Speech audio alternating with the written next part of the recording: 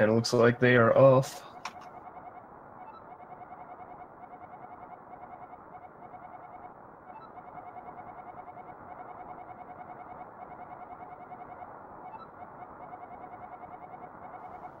The most fun section of the game.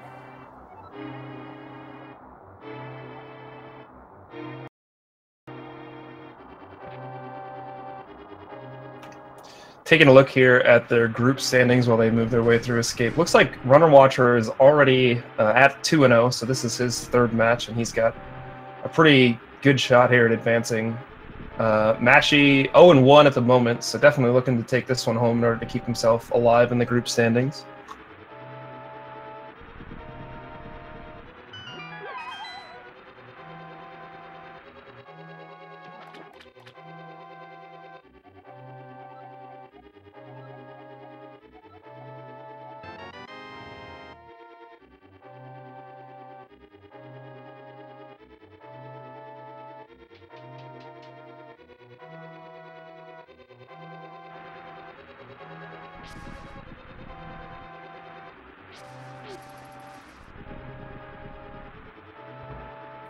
So really about the only thing we're going to see here is just the runners reacting to different guard luck that they're going to get. Most times you get something that you can at least move out of the way for and not take any hits, but sometimes they give you something nasty that you can't really deal with.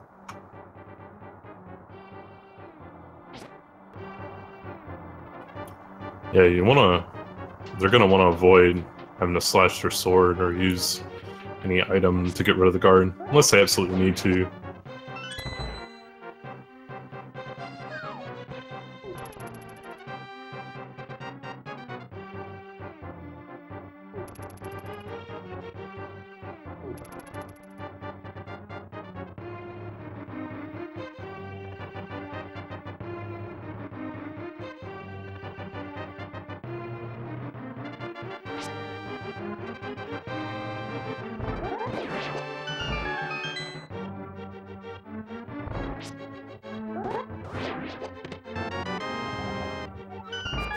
Runnerwatcher, the first one to boomerang, is going to use it right away to grab that small key and get out of the room a little faster. This is one of the few, or one of the few optional items we get in the run.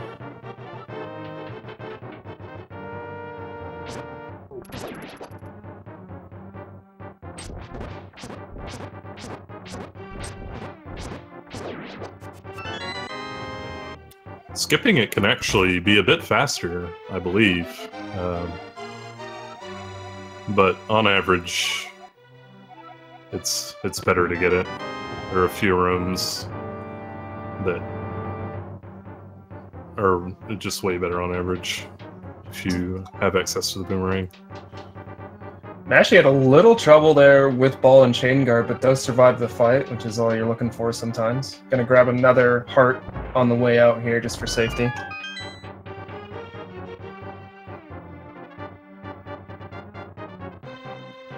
Who is Josh SRL? Sounds like a nerd.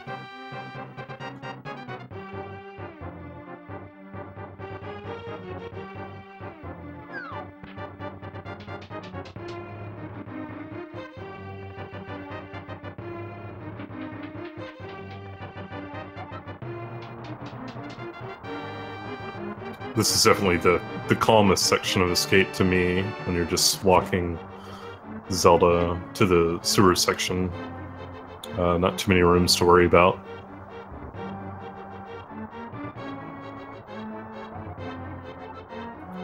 The sewers themselves, though, are quite annoying. Pretty much every room has rats and snakes in it, and they're both hard to react to and difficult to deal with at times.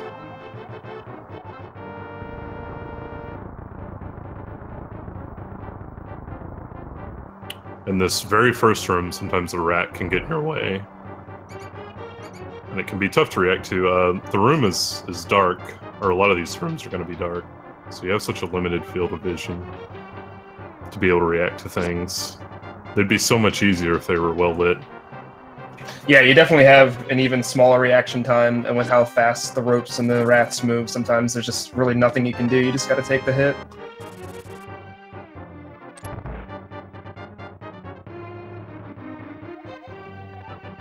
Mashy with some really nice luck in the ropes room there.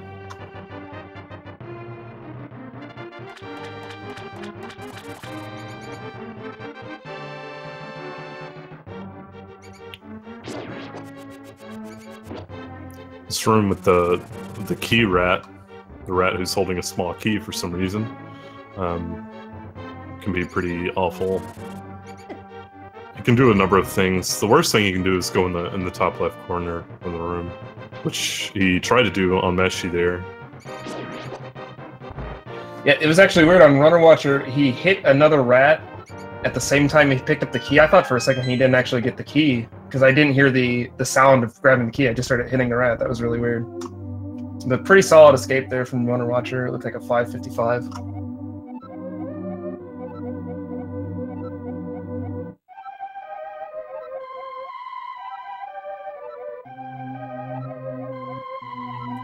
Both runners will almost certainly be getting this heart.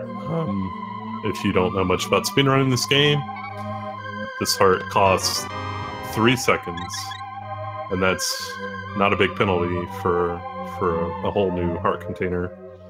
So the vast majority of runners grab it, except for like the elite players, pretty much.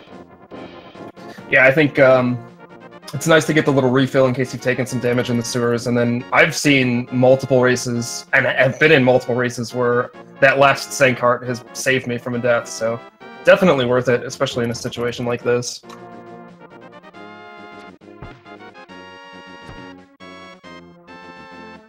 Yeah, there are a couple scary parts in this overworld too, including the screen Runner Watcher's in, these Octoroks.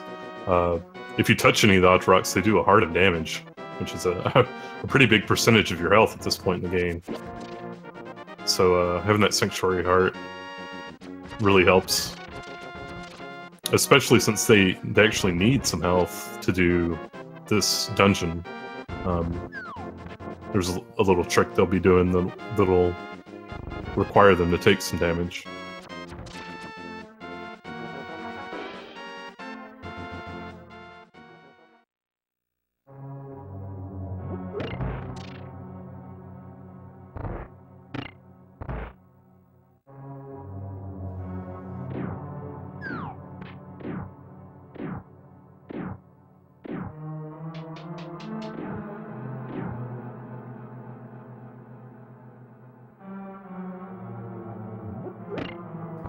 Runner Watcher is going to be coming up on the forest southwest room. Ordinarily, you enter sort of a trigger in the middle of the room that spawns forest southwest, north, southeast, and west of Link.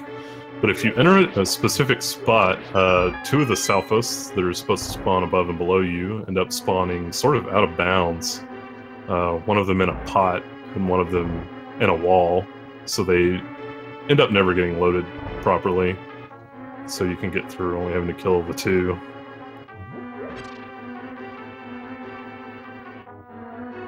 You see Runner Watcher taking a slight little detour to pick up those arrows. Kind of one of the more important things in Eastern is grabbing arrows to get as full or completely full before you hit the Armos Knights.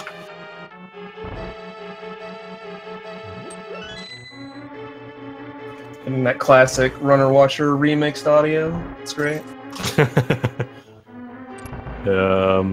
You must be using a one of those versions of Amarak that you're not supposed to use. Maybe.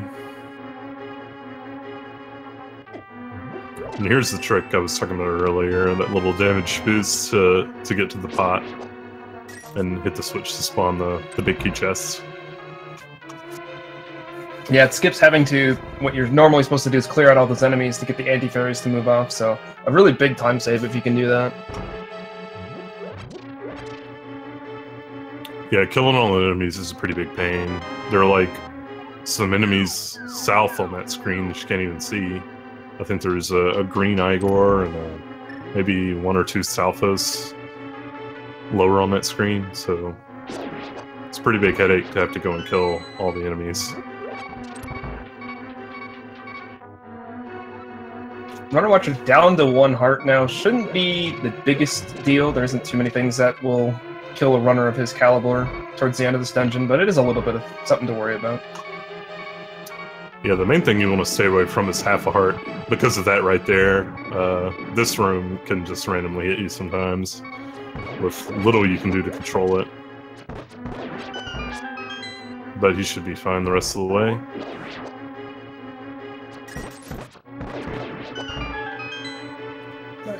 Nice Igor room there. He'll be on to Armos Knights.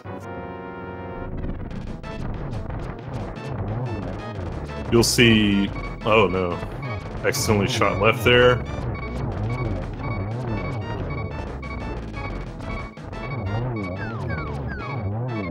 Mashy can definitely make up a little bit of time here with a well-executed.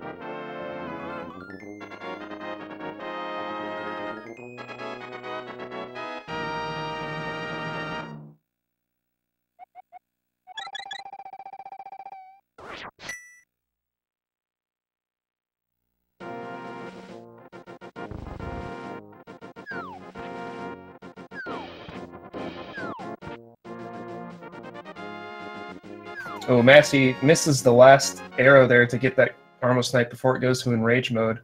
Has to kill it down with the sword, but does get out of the fight.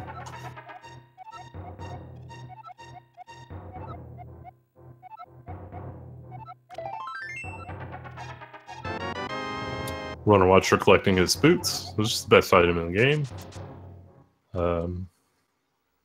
He's going to be leaving Sastula right away, opting for the tree rupees route.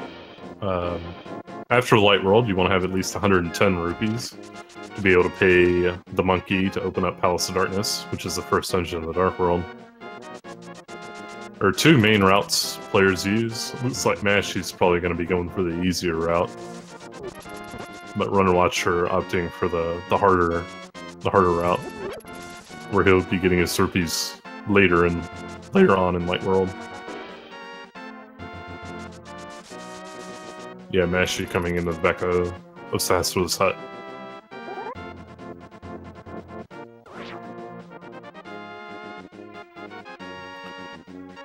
You see Runner Watcher doing a trick there called Spin Speed, where if you charge up a spin attack and then press A on the first frame after releasing the spin attack, it puts you in kind of this weird state where you can't use your sword. But if you come off of stairs completely perpendicularly, it actually gives you running speed while allowing you to still move around like you see he's doing here again. It's a pretty useful trick that's used in a number of different rooms throughout the run to save time. Yeah. A lot of them are actually... don't save much time, surprisingly. A lot of new runners might see these ones going to and from the library and think, oh, that's so cool, save so much time. But they really only save a half second each, so... You gotta be really confident with getting the spin speed and also moving within that state, which is actually surprisingly hard to do. Yeah, it's very easy to go a little bit too far one direction or the other, and now you gotta readjust, and that eats up a lot of the time you just saved.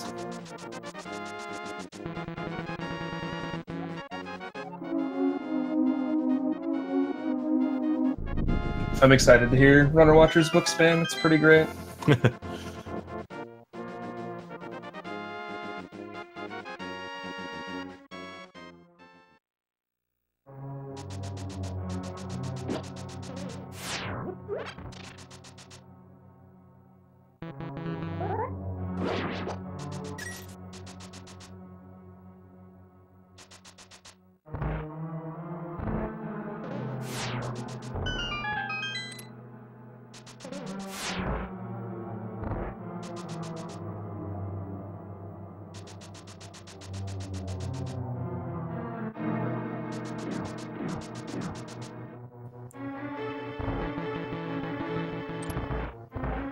Runner Watcher coming up on a little bit of RNG here with cannonballs going to big key.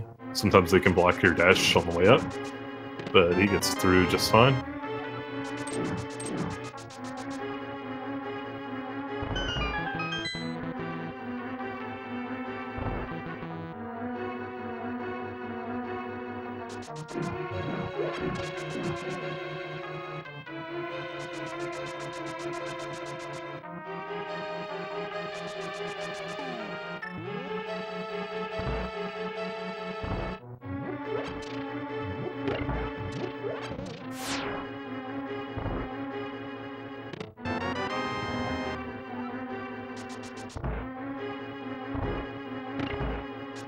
Alright, so Runner Watcher just picking up the Power Glove, and he'll be moving to the second half of Desert. I'm interested to see if he'll go for the spin speed on the outside here. It's a little bit more risky, but again, another one of those things that saves just a little bit of extra time.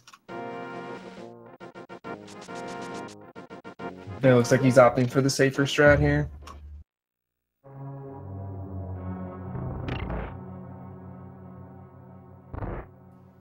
Yeah, when you're in spin speed, the game treats you as if you're dashing. So if you touch a ledge, you will instantly jump it. So that ledge right outside Desert can be pretty easy to jump instantly if you're not careful. And if you jump that ledge, you just lost like a minute. So it's pretty rough to risk that, trying to save half a second or 2/3 of a second.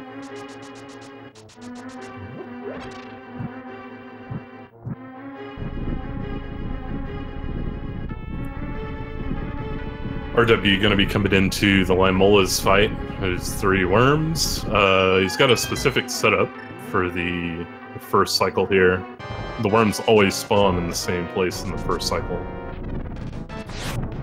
It takes 4 arrows to kill a worm and 8 sword slashes, so he's going to favor his bow. We're getting a couple of really not so great patterns from the second and third worm there. Yeah, he got both of them short hopped him, which is what we call it when they emerge from the ground and basically immediately go back under.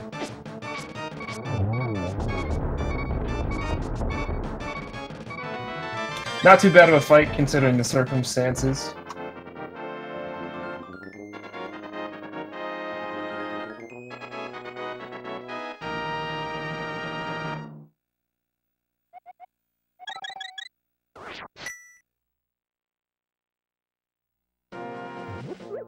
Mashy not too far behind. We'll see how he fares with Landmo.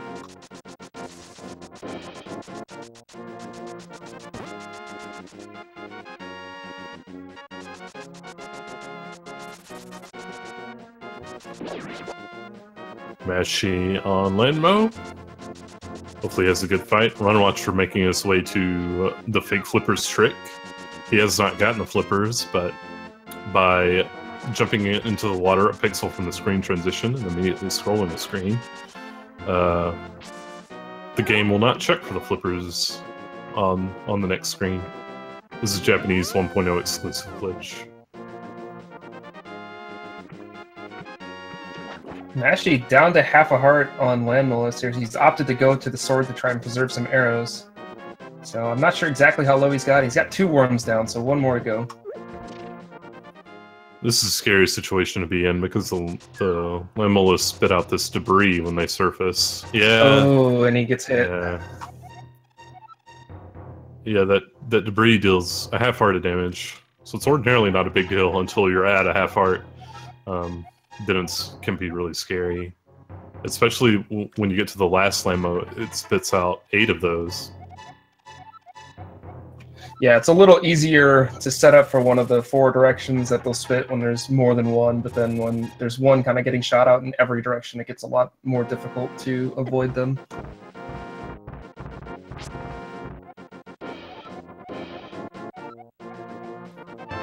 Another unfortunate side effect of dying to Lamel is you have to redo the fight without a whole lot of arrows. Like 10, not a whole lot.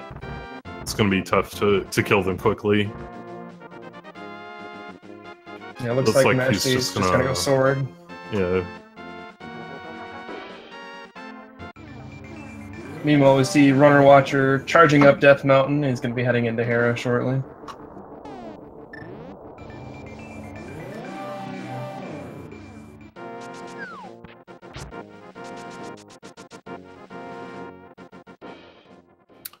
It's going to be doing something I didn't know about casually, really, where the mirror will take you back to the beginning of the dungeon. It helps a lot in the speedrun to avoid some backtracking and stuff.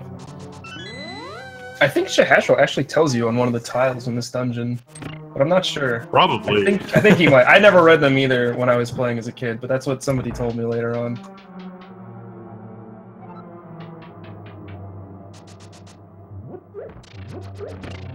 Second time's a charm for Mashy there on Land Mollis. He's going to get out of here with the Pendant of Wisdom.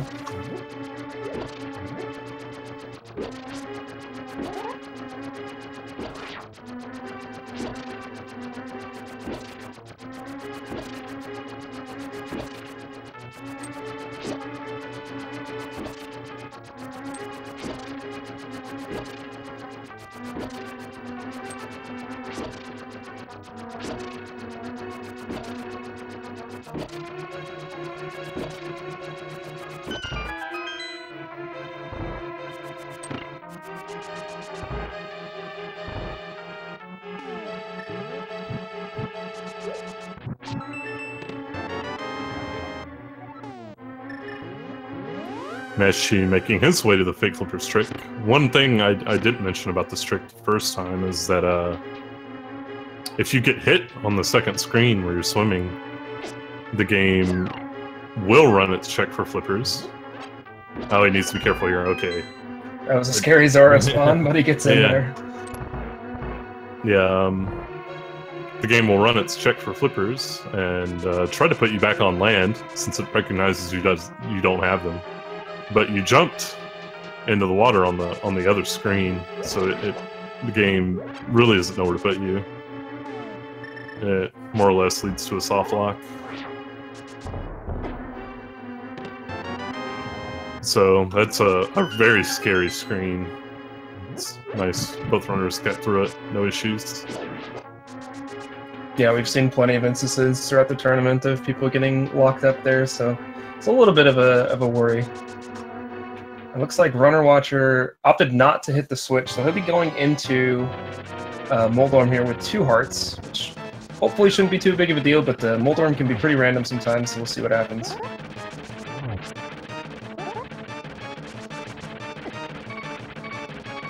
Uh-oh. Yeah, this can be really bad. Yeah. Oh, takes a hit and takes the death. That's the bad thing about dash strats, is sometimes you'll just get hit while you're dashing through them.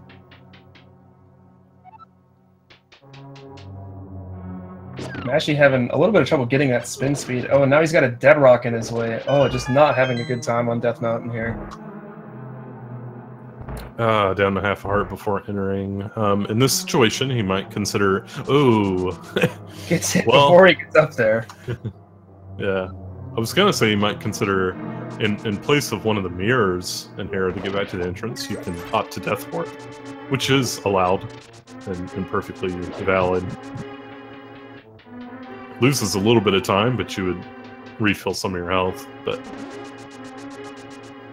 dying on the overworld here will just spawn back with the old man. Yeah, to be clear, deaths that simulate a save and quit are not allowed, but any death inside of a dungeon is basically like doing the same thing as doing a mirror, so it's perfectly fine in NMG.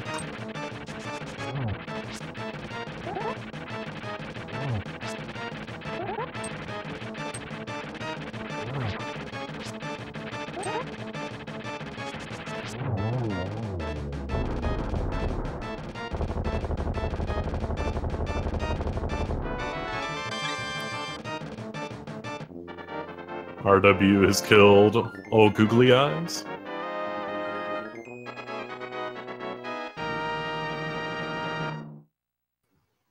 We'll be moving on to the hardest segment in Light World, in my opinion, Aghanim's Tower.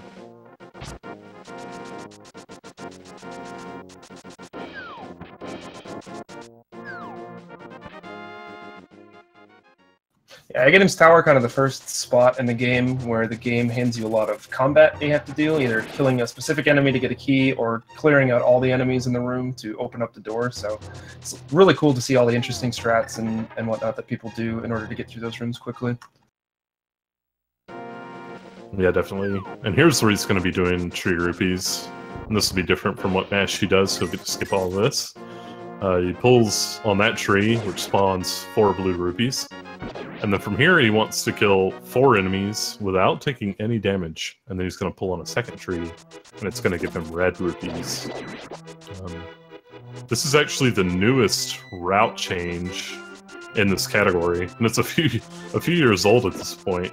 It was found in February 2014 by the runner ACMLM.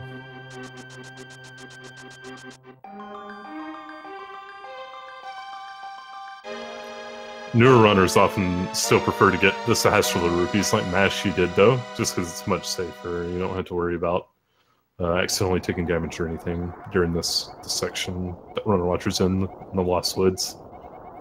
Yeah, tree rupee saves, what is it, 6 seconds or something like that? So not major, but it is enough where if you can handle it, it's definitely worth that extra time.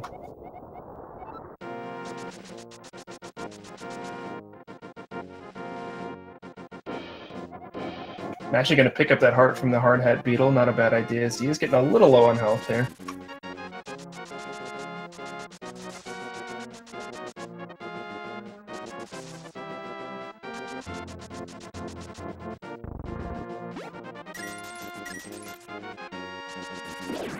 Wow, RW got to get 2 reds from that. Yeah, he was doing quite well on money. I saw him pick up 1 red in Eastern. I don't know how he got all of that other money to skip 2, though.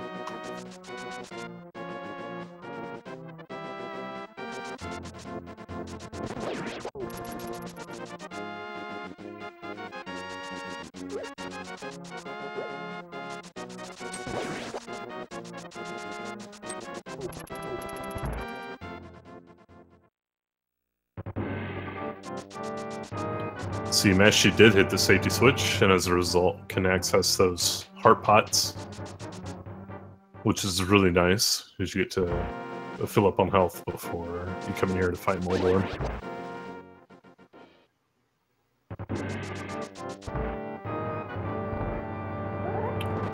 RW entering one of those aforementioned fun combat rooms. Oh, and gets hit. That's pretty rough. Yeah, that's going to really alter his strats for a lot of the rest of the rooms coming up, not having sword beams. Yeah, good players typically prefer to have sword beams because they make a few rooms faster. This specific room that RW is in, though, it's actually nice to not have them because you really want all the guards to stay unaware of your presence, and as soon as you use sword beam, they are alerted immediately. He didn't have to slash in there regardless, though. That's really nice RNG.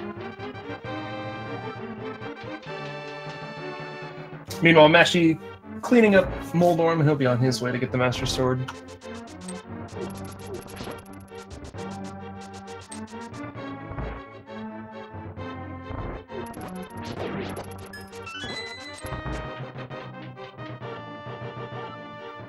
That room right there that RW just finished with the poke and slash into the key dash is probably one of my favorite rooms in all of Aghanim's Tower. It's a really slick trick when it all works out.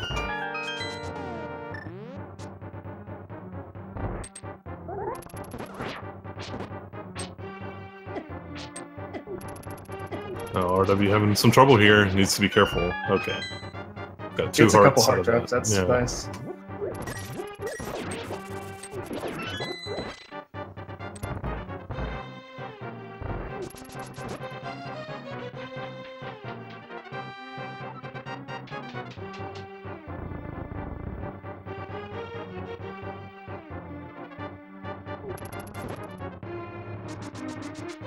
So now just one more thing on RW's checklist before he's leaving Lightworld, and that is Aghanim. We'll see how Aghanim treats him today. If you want to kind of explain the fight for us, Josh. Oh, yes. Aghanim's on a bit of a cycle that features a few different attacks. The first attack of every cycle is a guaranteed energy shot, which the energy shots you can hit back at Aghanim to do damage. You need to hit 6 back at him to defeat him. The next 3 attacks are a 50% chance energy attack, and a 50% chance. Blue ball. The blue balls you cannot hit back at him, so they just function to waste your time and are the bane of all speedrunners. You see RW getting one right away. The last attack of every cycle is a lightning phase, or Aghanim warps. He missed an energy attack there. Wow, ooh, that's not good. Yeah, that is really not good. Yeah, but you see Aghanim warps to the top middle and just has that lightning attack. Runners can actually stand at the top of the room and grab the top wall to reduce lag during that lightning phase. In case you were wondering why runners do that. But each blue ball wastes approximately 6 seconds. Oh, wow! So that, he only got one blue ball there, but it functioned as a 2 blue ball fight because he missed one of the energy attacks. Yeah, RW lucking out that he didn't get another blue ball there, otherwise he would have had to have waited out another lightning cycle. Yeah, each blue ball wastes about 6 seconds, and if the blue ball leads to an additional lightning phase, it wastes 12 seconds. So the first blue ball wastes 6 seconds, the second blue ball wastes 6 seconds, the third blue ball wastes 12.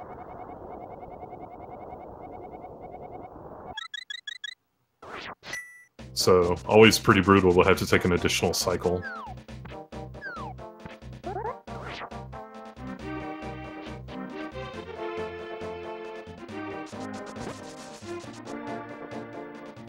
Three is the average number, which means on a typical run you will lose 24 seconds to RNG. This is a good video game. Really solid stuff. It's not run by masochists at all.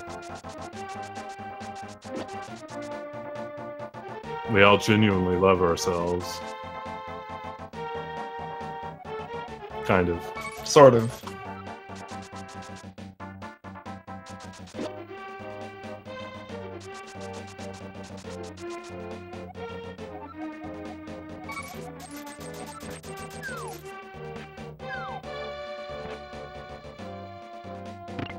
So RW spending the 110 rupees to get Kiki to open up Palace of Darkness. This is a Palace of Darkness is a dungeon where you'll see a lot of mirror warping early on. The game kind of scatters around different small keys in different spots, so you'll see a lot of grabbing a key, then warping back to the start and going to the next little section and doing the same thing all over again.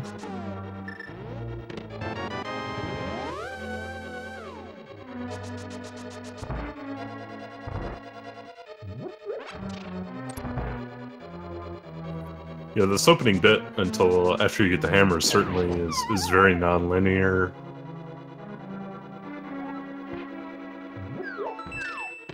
Which is one of the things that definitely struck me as a kid playing this dungeon.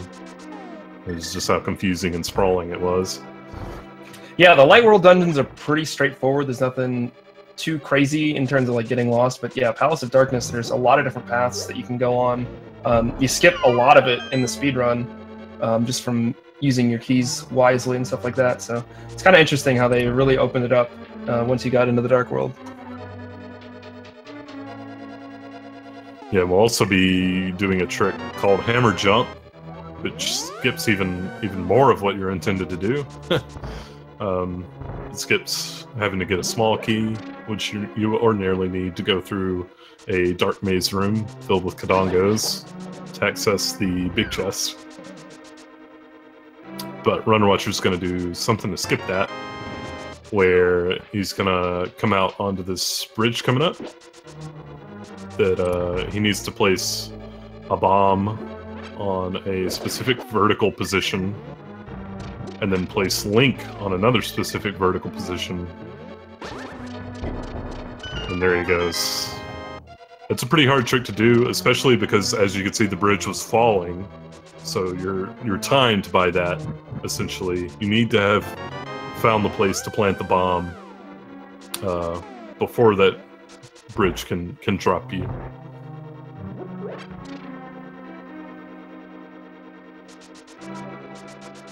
Yeah, that added pressure of the bridge collapsing makes it even more stressful than it normally would be. Looks like Mashy getting a couple of blue balls. I think he might have also missed an energy shot, so he's having a little bit of trouble with tagging him.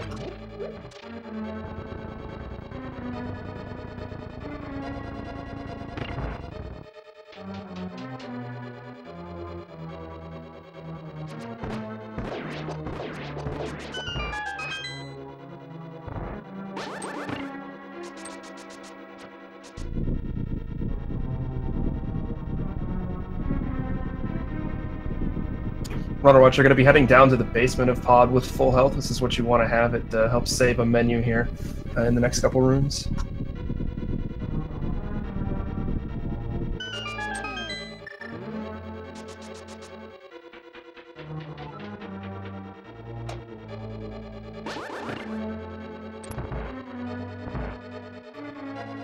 It's coming up on the dreaded turtle room.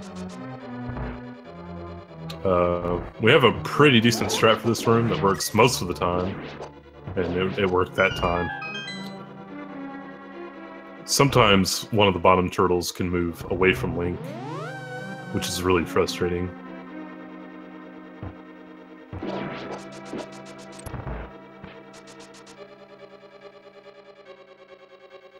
Runnerwatcher moving into the Helmasaur King fight.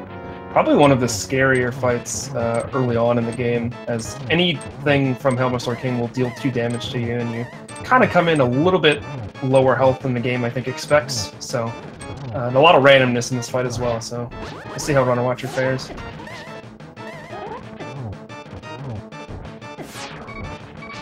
Uh-oh. Okay. He did get a couple hammer shots there in early, so it wasn't as bad when he got down to 1 health, but shoutouts to Sankart. Yeah. Saving lives since 1991.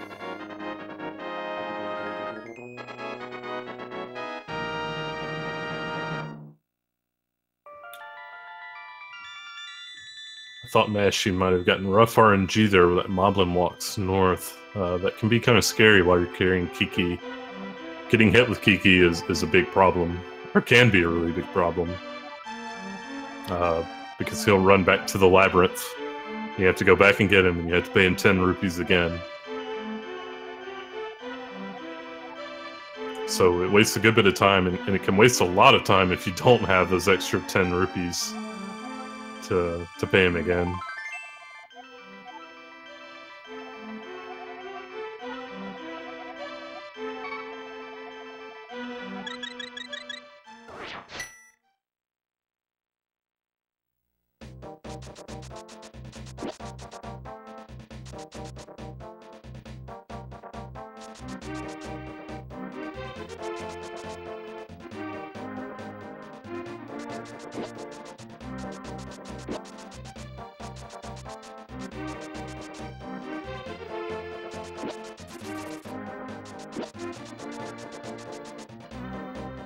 Runnerwatcher doing good there to avoid the bird. That bird does 3 hearts of damage, so taking a hit from that thing to start off your Thieves Town segment is definitely not something you want to see.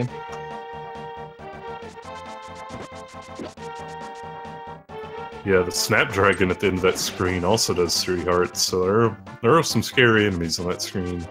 You really want to have your movement pretty well planned out to avoid any contact with them.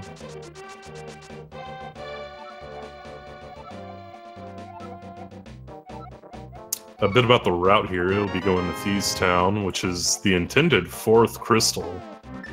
The game labels Swamp is your 2nd dungeon, but it turns out it's way better for the route to come to Thieves first. And part of that is because we can get the flute on the way, which is, you know, this game's fast travel, basically.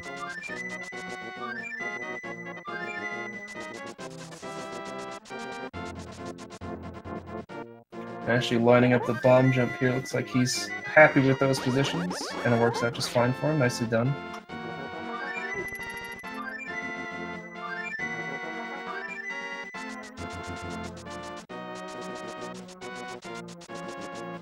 Looks like he did manage to get a fairy somewhere, which is nice. He took a hit on the overworld from something.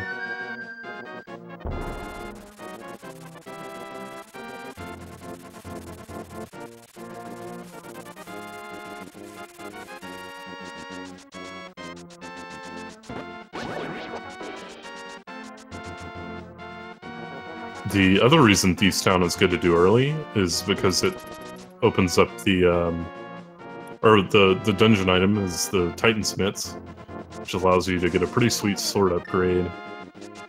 The Master Sword is quite weak in the Dark World, for whatever reason. So, sword upgrade is really nice to have, especially for the bosses. Yeah, picking up that Tempered Sword as early as possible saves quite a bit of time, so... Oh, nice little skull luck there for Runner Watcher as he dashes through the lag bushes.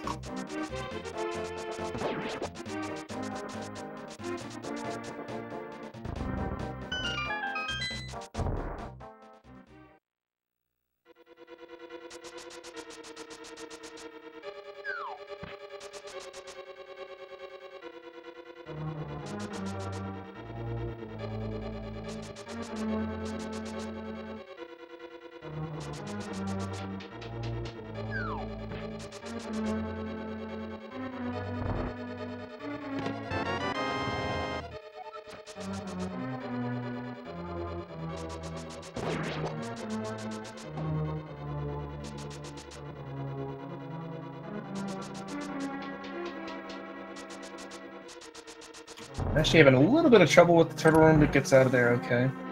And he'll be on to Helmasaur.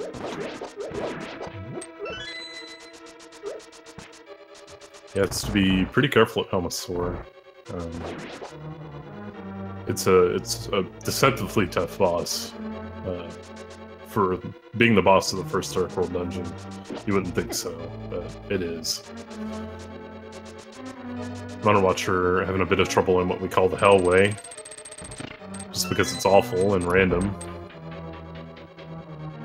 It looked like he might have had it lined up to where there's one pixel where you can dash all the way through the entire thing, but had some bad luck with the Patrick Stars and got knocked out of it. Ooh, and Mashy down to 1 heart. Oh, barely dodges that fireball. And gets the kill, nice.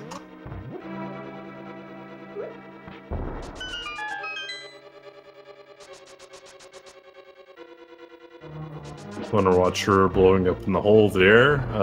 You need to bomb open that floor to trigger the blind fight.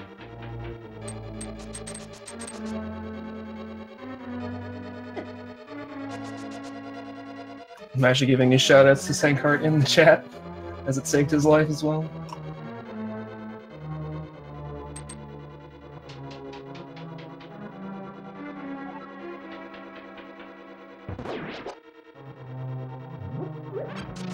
Runner Watcher getting a nice arrow drop there.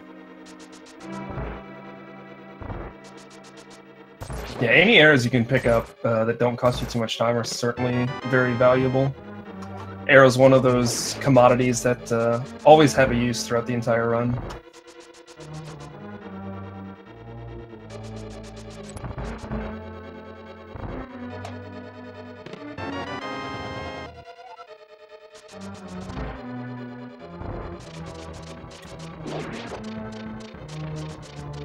He got his Titan Smiths. Now he's going to be headed up to fight Blind.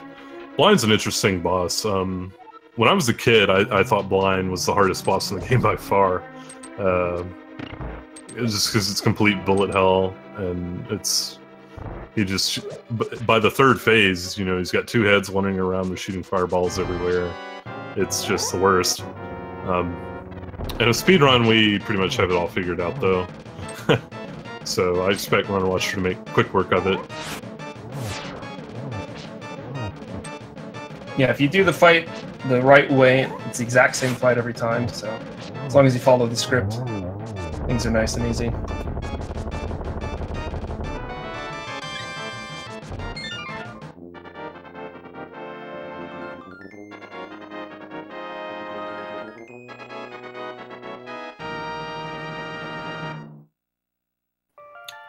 Runner Watcher picking up his crystal. This is the shortest cutscene in the game.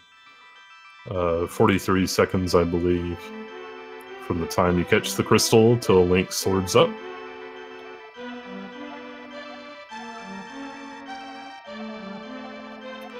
Mashy's going to be digging up his flute.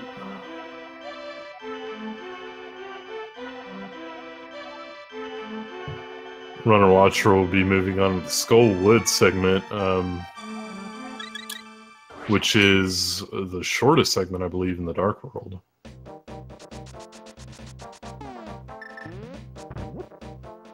There's a couple things he wants to do on the Overworld first. There are 2 places in the Village of Outcasts here where you can pick up 300 rupees from chests.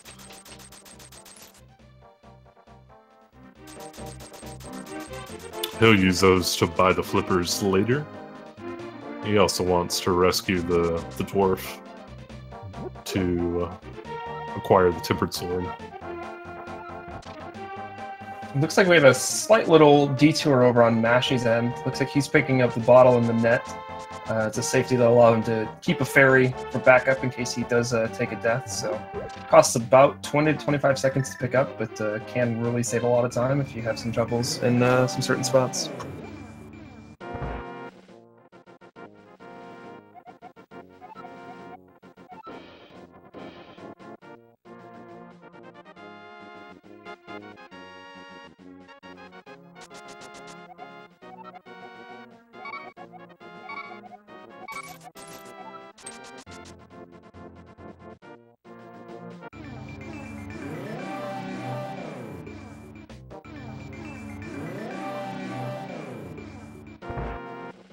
It looks like Mashy also stopping to drop off the mushroom. I don't think Runner Watcher did pick up powder. Powder, another safety which allows you to turn anti-fairies and bunny beams into normal fairies, which can be very, very useful. If you're getting hit in dungeons, there's often an anti-fairy or bunny beam not too far away that'll help you get back to full health.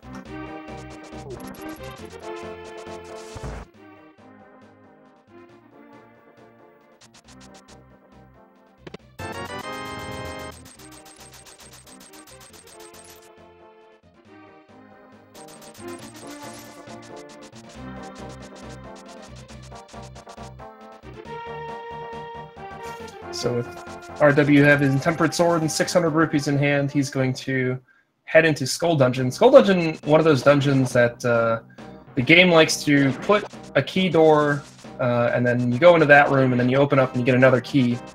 So there's a lot of extraneous rooms in this dungeon, so it's actually very, very quick in the speedrun to go through just the rooms that you absolutely have to go through. It skips quite a lot of the dungeon just by knowing the fastest route. So I felt compelled to go look it up. The Japanese version, the text is 6 minutes and 36 seconds. In the English version, it's 7 minutes and 35 seconds. So yeah, you were right on with that 6 to 7 minutes. Very nice. Runner Watcher was wrong with his 8 hours. SMH. He was just a little bit above what it was. He was pretty close. See another nice little bomb jump there from Runner Watcher. Skips having to go into a hidden hole a little higher up and go through a couple extra rooms. So now he'll be moving on to the second half of Skull Dungeon, basically just making his way straight to Mothula.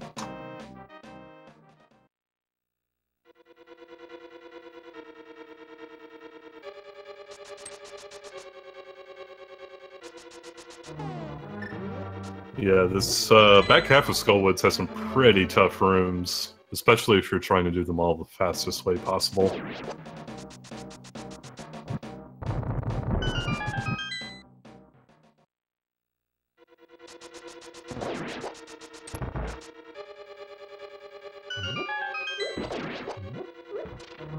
One is this room, the Mummy Hellway, as we call it.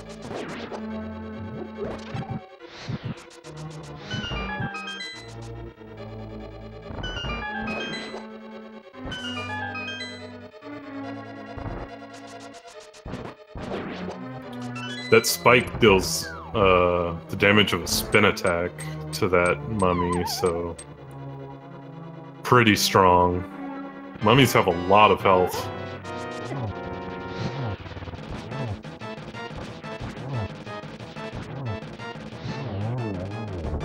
Nice Mothula fight there from Runner Watcher. Mothula was kind enough to stay pretty far away from the spikes. If you hit Mothula into spikes, the game actually negates any damage you would have done to it. So if Mothula is just hanging out in one of the corners, you can often just have to sit there and wait for him to move and give you an opportunity. But luckily, Runner Watcher not having too many problems with it.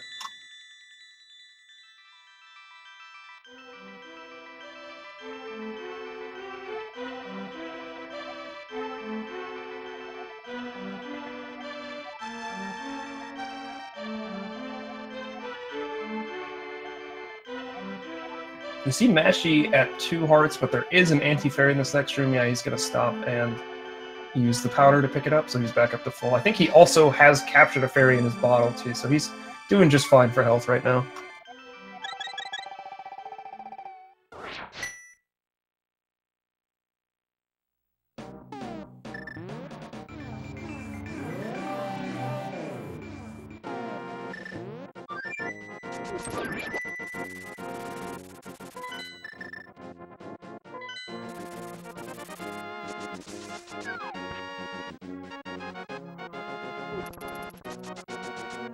Runner Watcher's moving into the ice segment, which is a pretty tough segment. It's a pretty tough dungeon. First, he's going to run a couple of errands here to get the Quake Medallion, which you will need to open up Turtle Rock later in the dungeon, or later in the run, rather. And then he's going to be getting the flippers, which you will need to do Swamp Palace. Mashy's coming up on blind.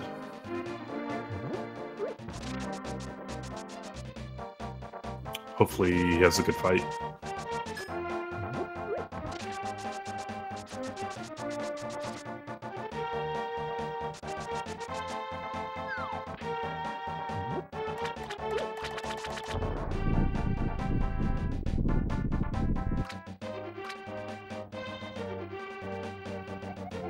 Oh, accidentally releases a poke spin. It's one of the things you really want to avoid. But looks like he should still be able to recover with a pretty good fight. Yeah, he gets him down. A little bit of improvisation, but does get through the fight just fine. The screen Runner Watcher's on is really tough. Probably the hardest pure movement screen in the game. We have very specific route through it to sort of minimize how much you're moving diagonally in the shallow water.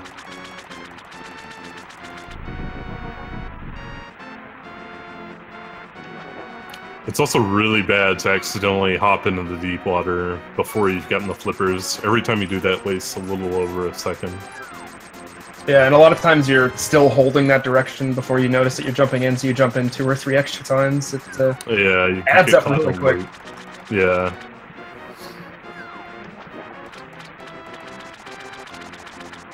And you see Runner Watcher making use of like certain areas you can kind of get away with dashing in the deep blue water. Sometimes up to a tile inside the deep blue water.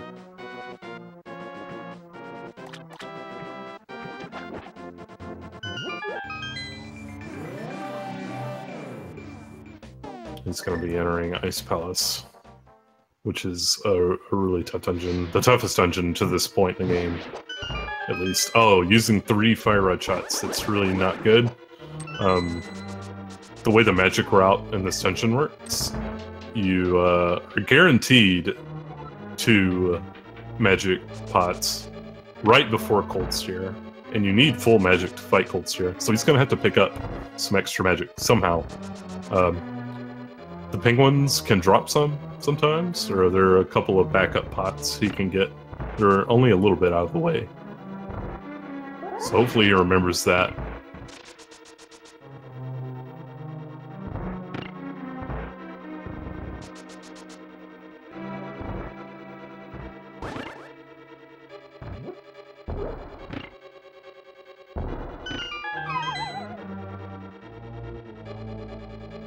You see Mashy also opting to pick up half magic.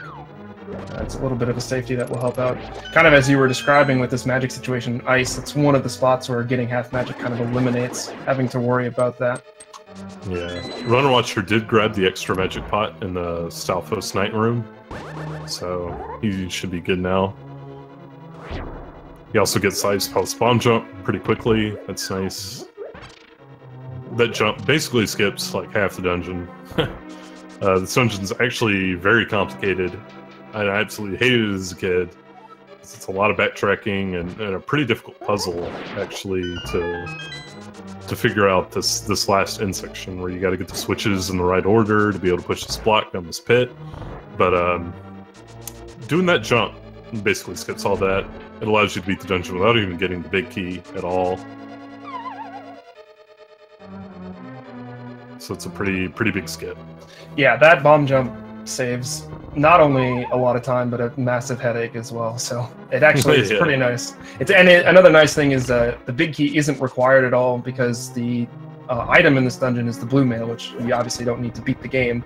So that kind of all works out to make Ice from a very long, convoluted dungeon to a bit of a shorter, not too bad of a dungeon.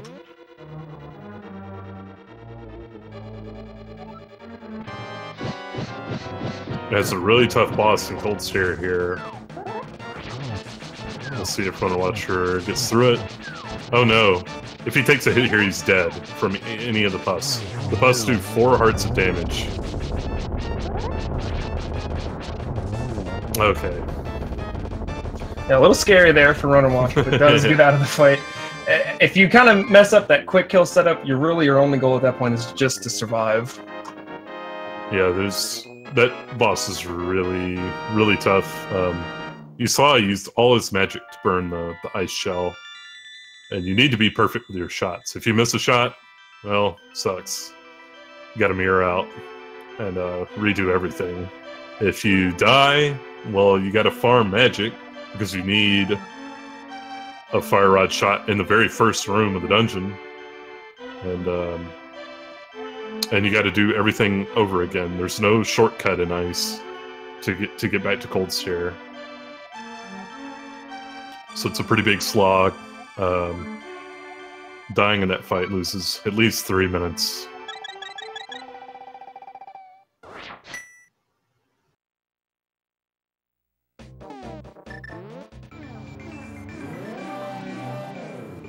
Mashy doing the fire rod bomb jump. Pretty easy trick, really. Yeah, that one and the one in Hera, pretty functionally similar and not too bad to set up. Definitely easier than the one in Ice Palace or the one in Palace of Darkness.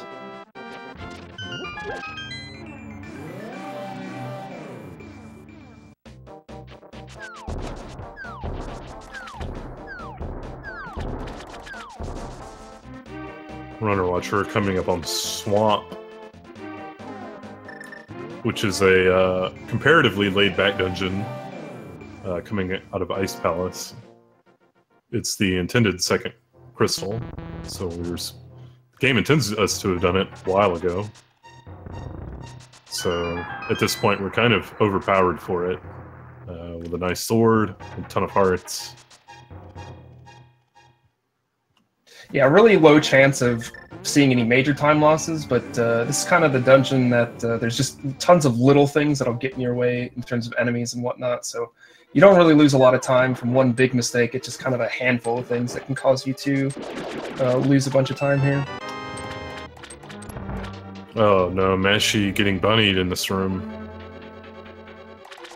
This room is really frustrating with 3 mini mold orms, a wall master, that mummy.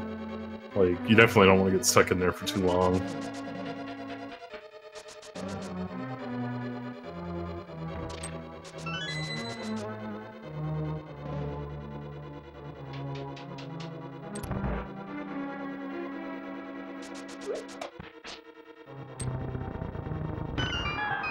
You know, I never knew it was 5 arrows on that bottom pot there. I always see everybody go to the top. I know it's magic up top, but I never knew it was 5 arrows down there. So I learned something today.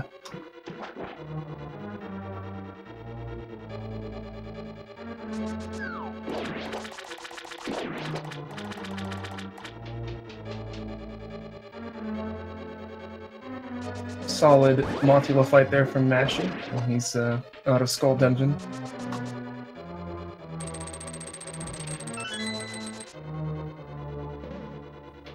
Runner Watcher moving through swamp. Unfortunately, this dungeon has a couple of annoying backtracking rooms and sections, including the stuff it makes you do to press this lever and keep the switches with blue up and orange down. It kind of baits you into leaving those blue pegs down and going south there, but you'll run into trouble if you actually try to take that route.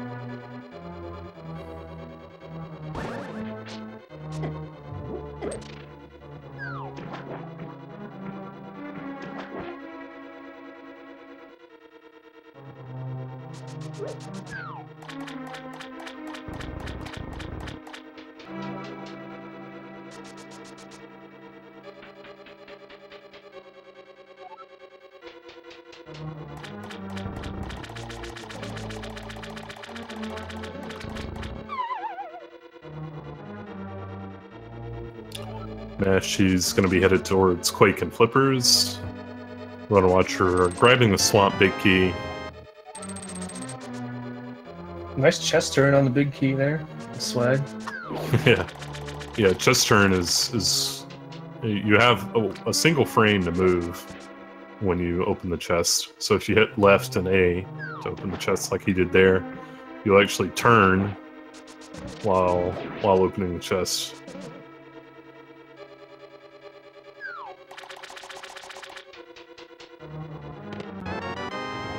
Runner Watcher using a very specific movement here, opening hookshot chest, so he can hookshot to that key pot, which is a pretty precise hookshot for whatever reason. I guess because of the rails surrounding it.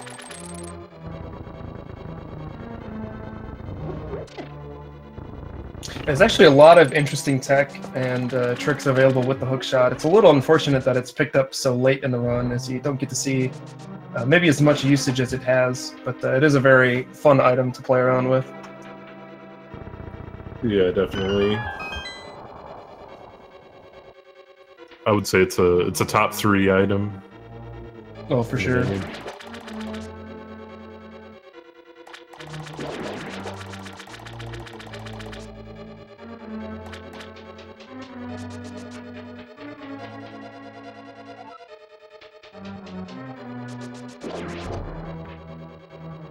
Oh, Runner Watcher going. There's a little door dash you can do there, where if you dash from certain sets of pixels in that room, Link will dash all the way through the door. But if you don't hit it, Link will bonk, like he did there.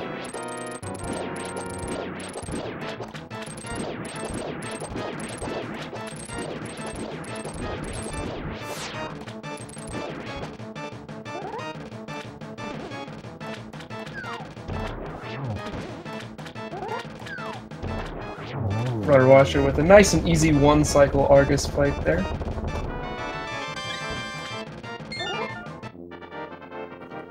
Yeah, that was really good.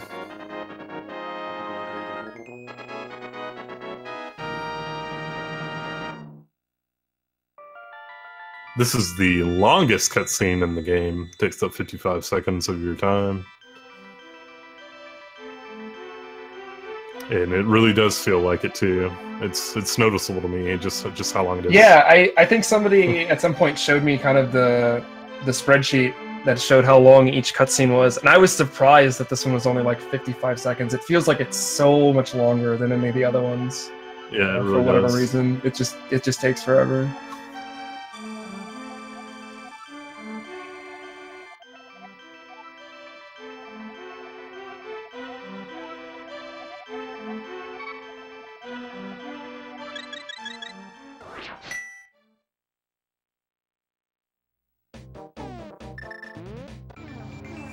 So now we'll see RW head up to Death Mountain in order to pick up Ether, which will let him get into Misery Mire.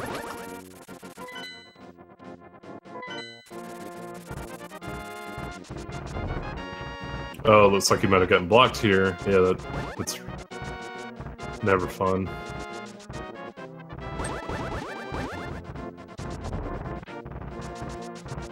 Okay, I wasn't. I didn't think he was stuck again a second time, but that was close.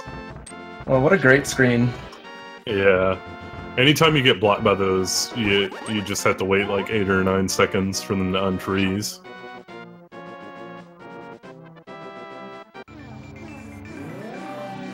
Mashy setting up for the Ice Palace bomb jump now. And he gets it. Very nice. RW almost talked to the little ball being kicked around on Death Mountain in the Dark World, which is actually really bad because he has like 8 or 9 text boxes. Yeah, he goes on for a long time. I've run into him before, and it's like I was like, "Oh, when do you stop? Like, just stop talking." It's crazy. Yeah. Of all the random NPCs, he talks. He has one of the longest dialogues. It's nuts. Yeah, I think it's been a while since I played the English version or anything, but I think he tells you about the Dark World and like why people are transformed or whatever, and that the Moon Pearl will save you from the transformation. Yeah, I suppose. Or something. I suppose he would be the first thing you run into upon taking that first warp. So, I guess you need a little bit of an explanation of what's going on. runnerwatcher also in the meantime picking up Ice Rod. That'll be used for Trinex. So he's basically got all of his shopping done now. He's just off to finish off some dungeons. Mashy is on Cold Stare.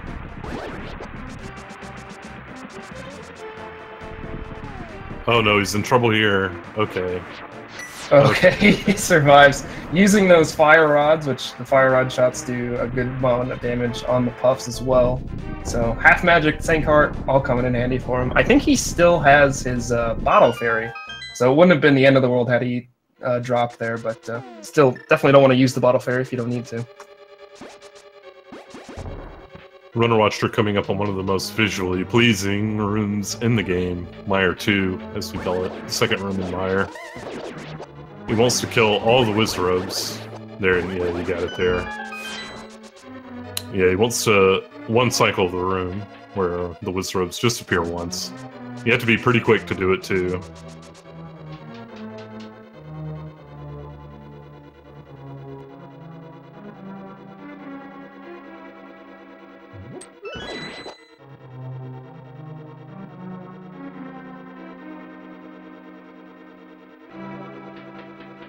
So Mashy's out of Ice Palace. We'll see what he's going for here. I'm wondering if he's going to also pick up Gold Sword and Silver Arrows. He's been picking up a lot of the other safeties, so if he is doing that, he'll likely head to Mire now and hit Swamp afterwards. Looks like he's going to grab Ice Rod, so that might be his plan here.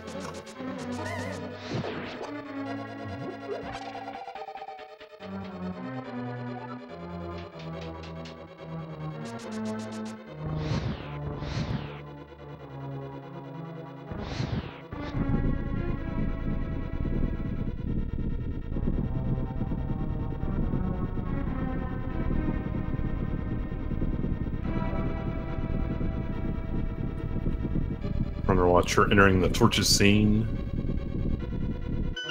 Mashy coming out. I assume he'll be fluting to go get Ether. And that's exactly what he does. RW getting the Mire Big Key. It's an important part of doing that room is to get the Mire Big Key. If your name is Scrivo, you might not know that. And you might enter that room and you might leave the big key in that chest. And you might get all the way to the Cane of Samaria before you realize that you didn't open that chest. Oh man. Shoutouts to our fearless leader, Scrivo.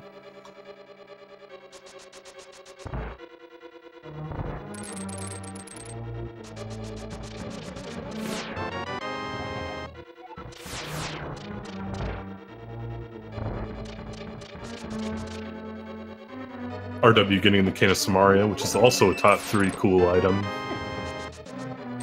Yeah, lots of different uses with Cane of Samaria. My one qualm with it is that the hitbox, if you have to place that thing on a Switch, seems like it's 1 pixel.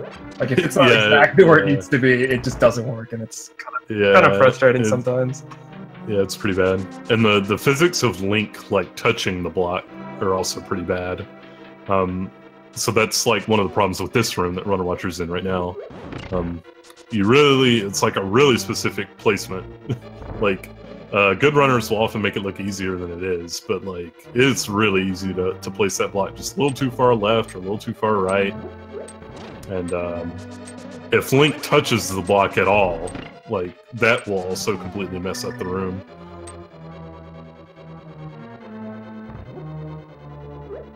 So that's one of the rooms where Samari is actually kind of annoying, but I feel like every other instance of it, it's pretty cool. Yeah, we'll see a few different really neat tricks with Kane Samari throughout the rest of the run here.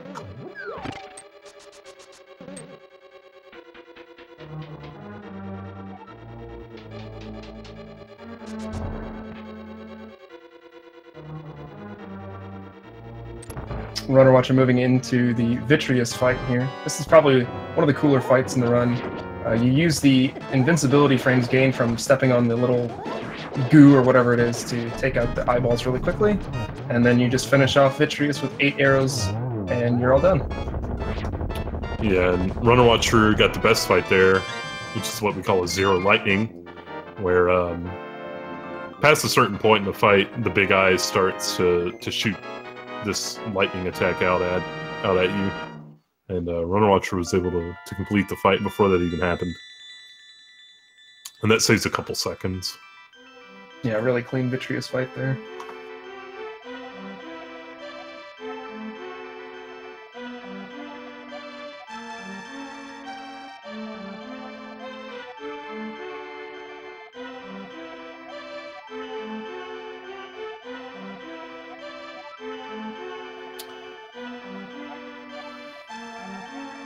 Also, yeah, as we predicted, I don't know if we pointed this out, but Mashy is doing Mire before Swamp. This is the route you want to do if you're getting Gold Sword and Silver Arrows. And it'll become apparent why we do that when he completes Swamp. Right, so Mashy with a little bit more of a deficit than it initially looks like. He does have Swamp to finish up, while his RW is going to be straight on his way up to Turtle Rock. Having one last more fun time on that screen. It's the worst screen in the game for me, and it's the only one you have to do like 3 different times. It's so annoying. I hate it.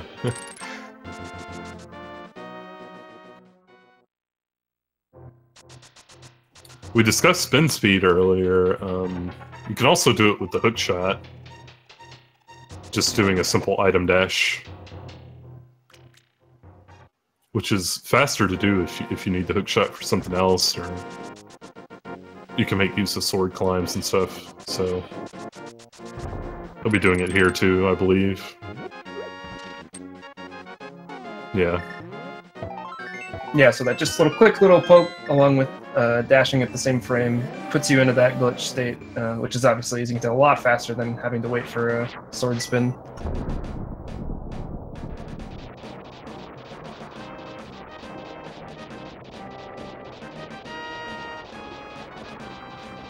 Well, he opens up Turtle Rock. Turtle Rock is, I would say Ganon's Tower is harder, but Turtle Rock is the most punishing dungeon in the run.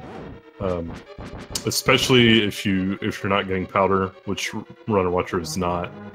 So he doesn't have anything really to rely on here, and pretty much everything in the dungeon hits extremely hard. Immediately after this torch room, he's going to go into a roller room where the rollers do 3 hearts of damage if they hit you. He's going to be using some neat tech with the hook shot, though, where while the hook shot is extending and retracting, Link is actually invulnerable. Oh no, he hook shot a little bit late there, so he got hit. Oh, this is a pretty rough situation to be in. Yeah, I think he still does have his fairy drop coming up, so I wonder if he's relying on that. Because otherwise we might have seen him just take the death real quick to go back to the beginning. But looks like he's going to try and tough it out.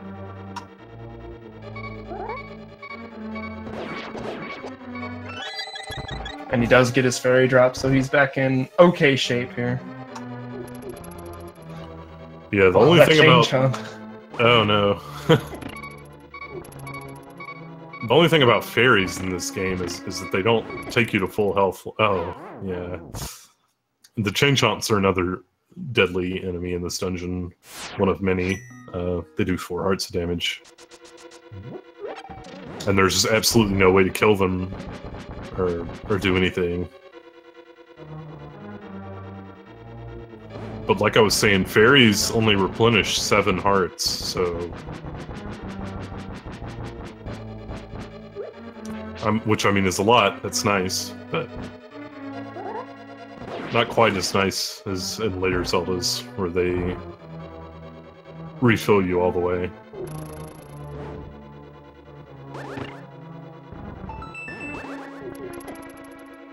Runnerwatcher in trouble again. This chain chomps will just not leave him alone. This chomp might move into him here. Okay, it doesn't.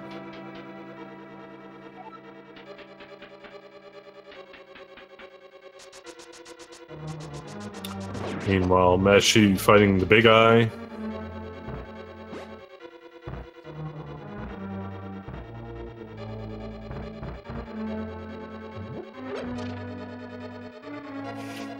The next rooms to worry about are these pokey kills in this room coming up. Runnerwatcher's gonna have to kill a pokey to get a key. It can do one of 4 things, and he gets one of the hardest ones to deal with there, the bottom left pattern. But manages to do it just fine. If anything in that room touches you, it does 4 hearts of damage, other than the anti-fairies. But the pokies do 4 hearts, skeletons do, or the skull heads do 4, that eye laser does 4. It's not a fun room. And to top it off, you got a bunny beam that can make you basically worthless if it hits you.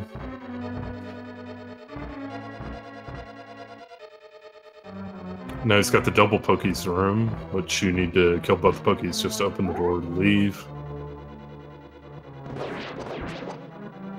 You also have this Medusa head shooting at you while you're trying to execute those spin attacks. RW recognizing these low on health, decides to pick up a couple little safety hearts.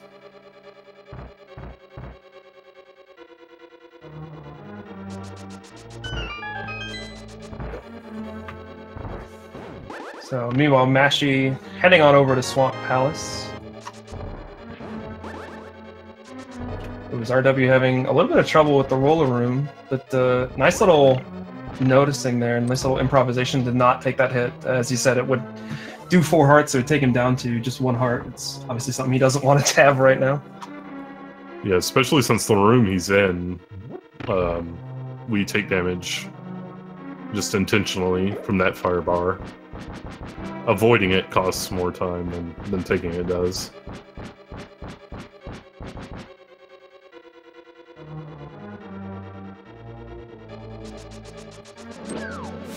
Now he's at 4 hearts, so he cannot get hit by the eye laser for laser skip. He needs a small key here, guarded by the eye laser. Oh, that was scary as heck. No! He takes one on the back, so now he's going to be all the way at the beginning of the dungeon.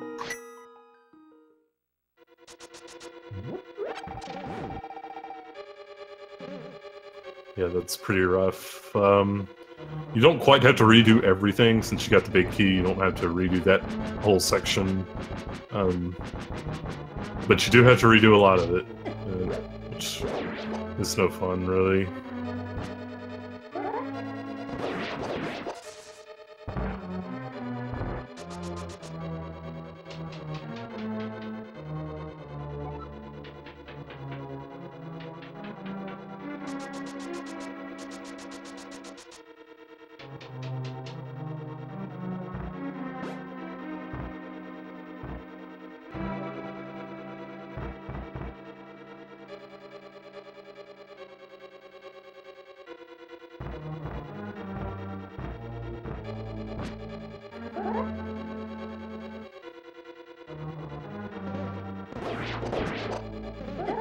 I believe you got the worst Poke2 pattern there, which is bottom left, bottom left. There are 16 patterns in this room. Each Poke can go in 4 different directions. Up left, top left, down left, down right. Or up left, up right, sorry. RW doing some rage bonks.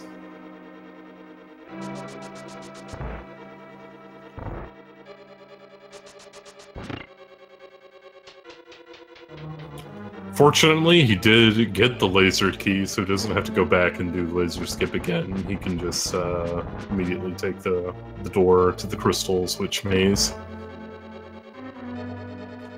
Yeah, he is going to help himself out a little bit that he at least took the hit after picking up the key instead of before.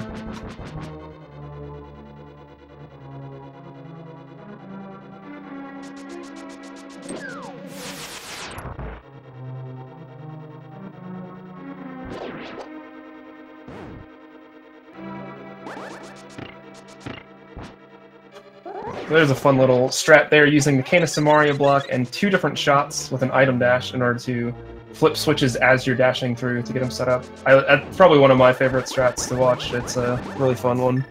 Yeah, it really is.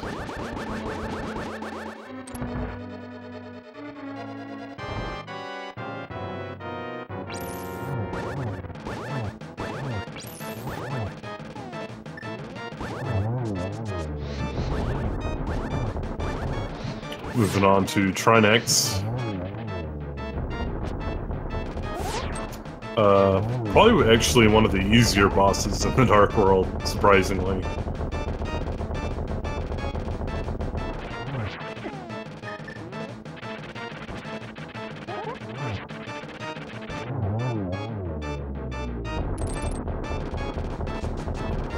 He missed getting the double hit with the spin there, but otherwise a pretty clean fight.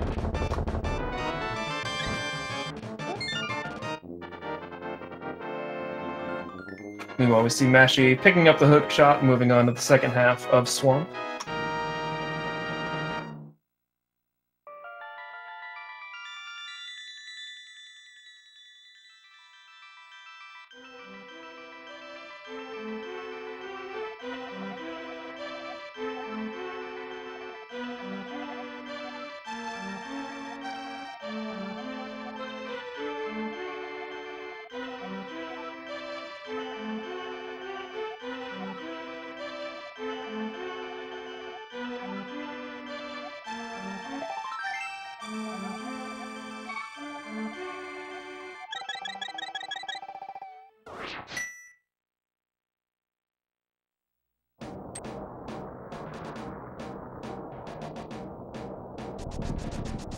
So Mashy doing a little bit of a trick there where if you pick up a heart with the hook shot, actually gives you a chance to pick up double, so you can get twice the health for 1 heart. But I don't, is that a random thing or is that a positional thing that gets you the double hearts? I'm not sure. I'm not sure it's well understood. A lot of people say it's just sort of a frame rule thing. But I'm not sure myself, really. It's cool, though. Yeah, it is a nice little thing when it happens.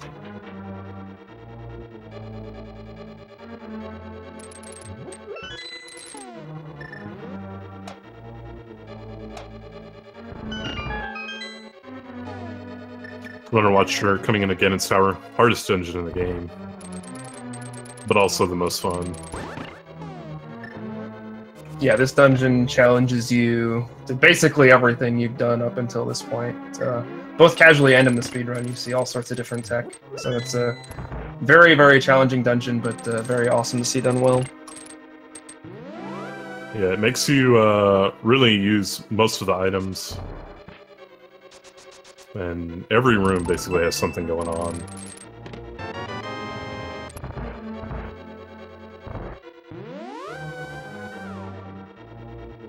It's going to be coming up on a warp skip that skips an entire room you're supposed to go to.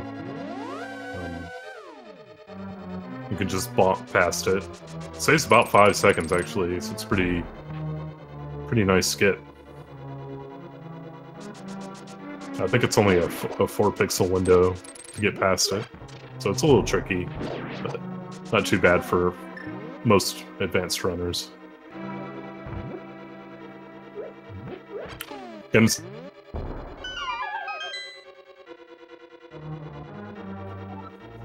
see Runner Watcher coming up on Ice Armos now, as Mashy is going to pick up Gold Sword and Silver Arrows. yeah, and this is why we were.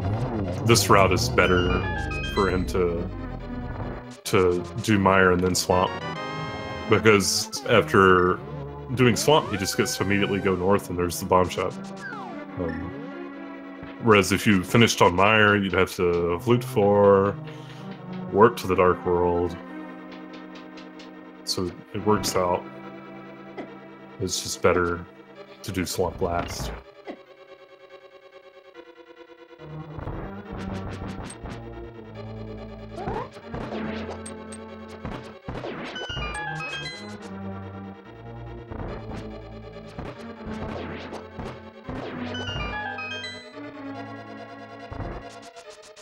Pretty nice mimic rooms there from Runner Watcher. Those can get pretty hairy if they don't go according to plan.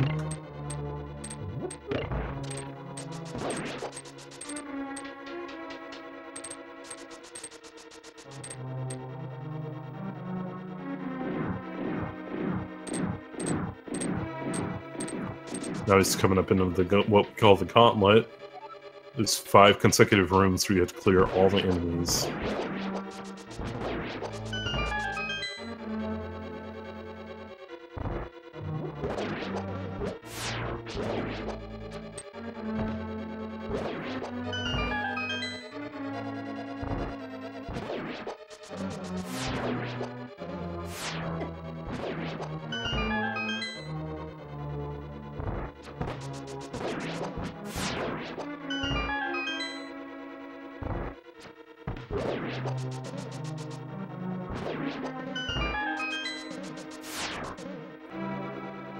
Pretty clean gauntlet there from Runner Watcher, not too bad.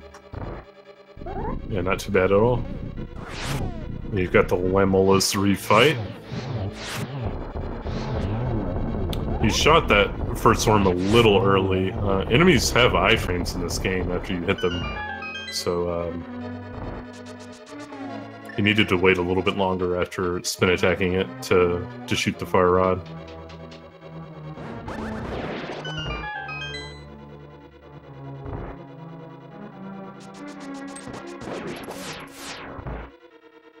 These 2 Wizard rooms are really cool uses of Samaria as well.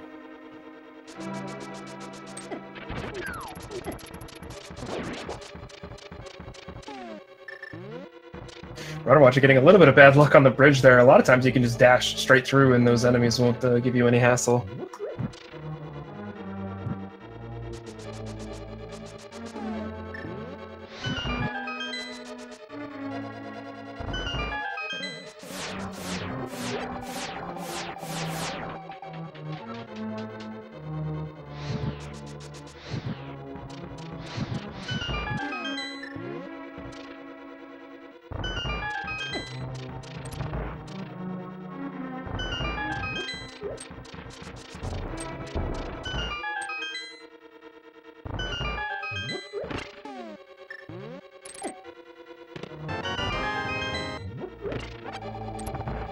Runner Watcher coming up on the Moldworm 2 refight.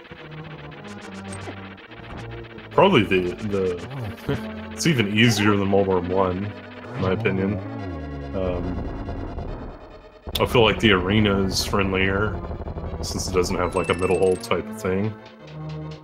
And, yeah, sorry, go ahead. Yeah, and you just have better equipment with the Tempered Sword, which really puts him away pretty fast. Yeah, usually have to do a couple hits, and yeah, that lack of a middle hole means not too often he'll go into a spot where it's really hard to manage getting hits in, so yeah, not nearly as bad as the original fight on Hero. You also get to skip his sort of fast phase, which is really nice. So Runner Watcher in Aghanim 2 now, where Aghanim has spawned a couple of clones. The clones always fire the energy shots, so a lot of times you'll see runners kind of focusing on making sure those shots are lined up, whereas Aghanim can still fire the blue balls.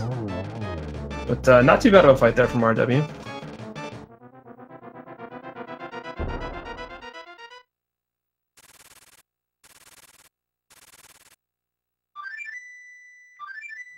Actually having a little bit of trouble in chomps. Leaving with 2 hearts. Fortunately, he has magic powder, which means all these anti-fairies are basically fairies, just waiting to be turned.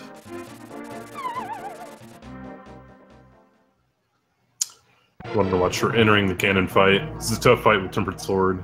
He wants to get what we call the 1-in-1 cycle started off, where these first 2 phases of Ganon, he wants them to only happen 1 time.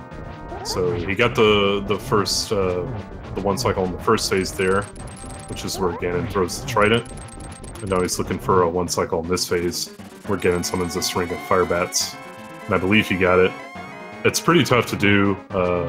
Ganon has 4 different places he can warp along the bottom there, and so you basically need a setup for each spot. Also, all of Ganon's attacks do a ton of damage. So yeah, Runner Watcher would die from running into Ganon here, so this is a pretty precarious situation here, but he is into the final phase. And is able to get the torch glitch, so now that he's lit that first torch before the second one goes out, the second one will stay lit throughout the entire fight, so it makes it a little easier for him to manage, only having to light 1 torch in order to hit Ganon. He'll be looking to get 3 spins per torchlight. And how he does that is he wants to light the torch as soon as Ganon lands from his warp. He missed that spin, but that's exactly how he wants to play it. And you'll see him do it here. Ah, I missed that one too.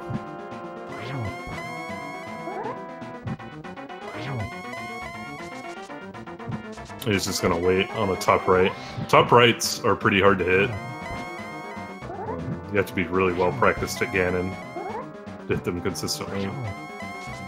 Yeah, a lot of this fight is reacting to where Ganon warps to in order to get those spins in. Nice fight there. Yeah, Runner Watches got him down.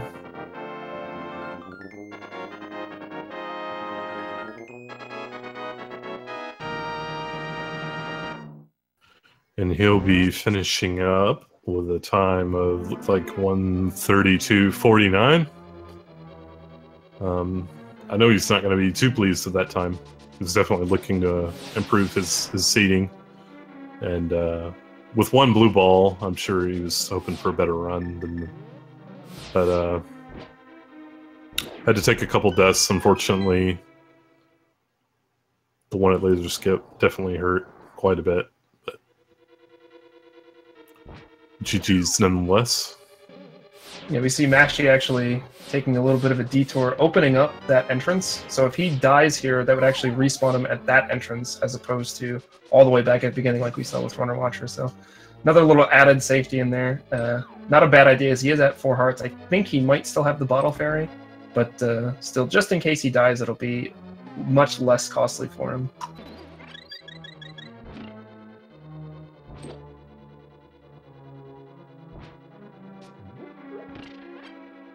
We will see if Runner Watcher wants to join us for an interview.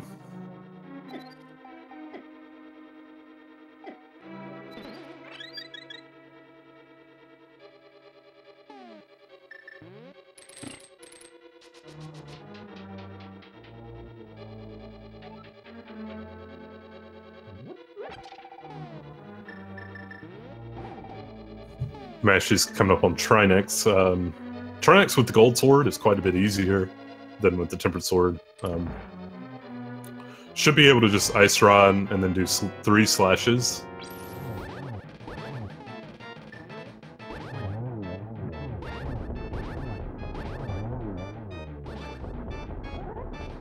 I think I dropped for a second there.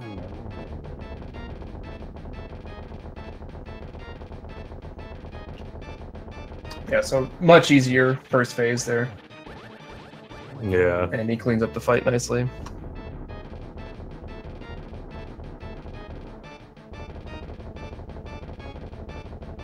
Runnerwatcher has declined our interview request.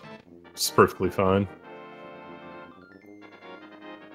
Thanks for the race, RW. Yeah, GGRW, congrats on your win.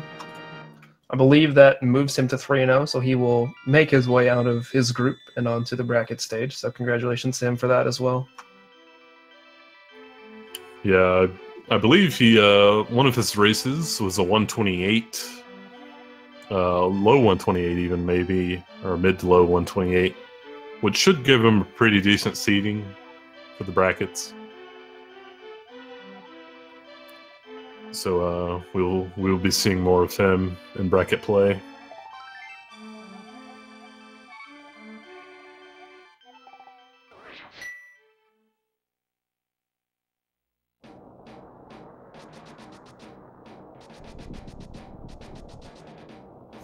So Mashy's going to be moving on to Ganon's Tower. He's on some pretty solid pace right now. I think if his PP was a 148, he's definitely within range of that as he heads into Ganon's. For sure. Yeah, for sure. Yeah, loading up his stream to look at his splits. Looks like he's about a minute ahead coming out of Turtle Rock, so doing quite well for himself. Yeah, we've actually had a lot of PBs in this tournament, so... Yeah, it's been pretty awesome to see everybody kind of stepping their game up, new and old runners alike, to kind of improve, and we've seen a ton of PBs during these tournament races, so it's been awesome.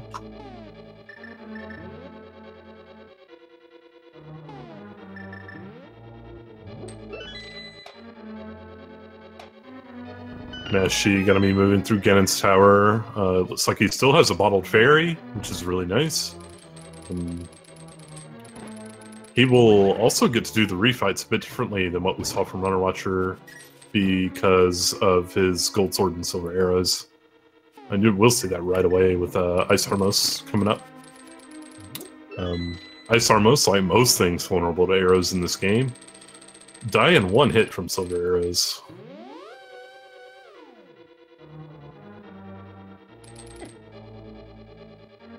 Yeah, it definitely makes that Ice Armos fight a lot less stressful than with normal arrows. So, one of the few spots where the ice arrows and the gold sword, or the silver arrows and the gold sword, help make up some time. Yeah, definitely. And he has plenty of arrows too. 27 is really a surplus with silver arrows. He's definitely fine for the rest of the run here on arrows. And he'll actually get to 30 at the pot in this run that you get automatically. Yeah, that one right there.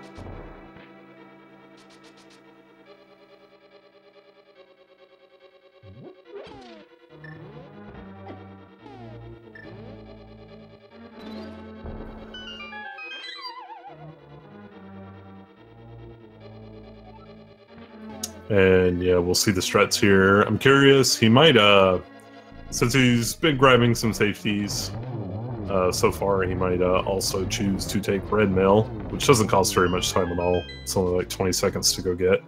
You can basically a few rooms over after getting the big key here. And yeah, it takes a lot of the stress out of the gauntlet, as hits can rack up really quickly in there. So having that red mail, giving that major damage reduction, that and the Ganon fight becomes a lot less scary also. So not a bad call there from Mashy.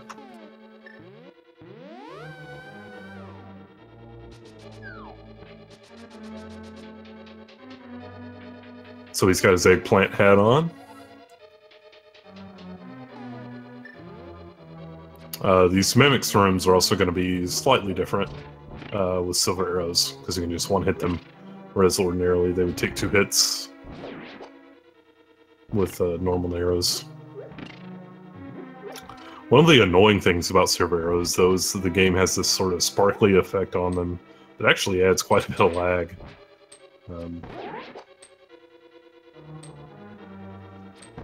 Especially on busier screens.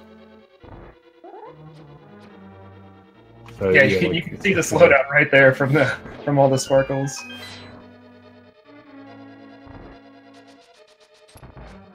You get some nice bullet time with silver arrows.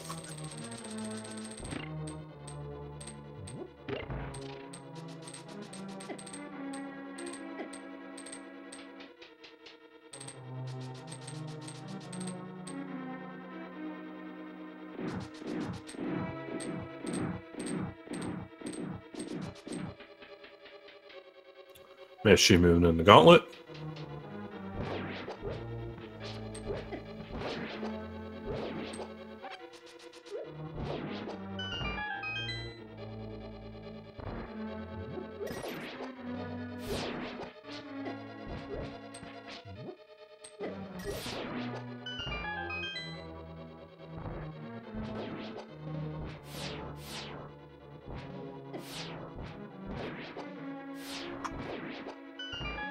Having a little bit of trouble in the third room.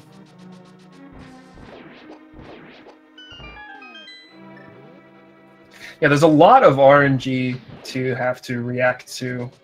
Every single room has a number of different strats based on how the enemies move, so trying to react to all of them really quickly is something that's very difficult to do.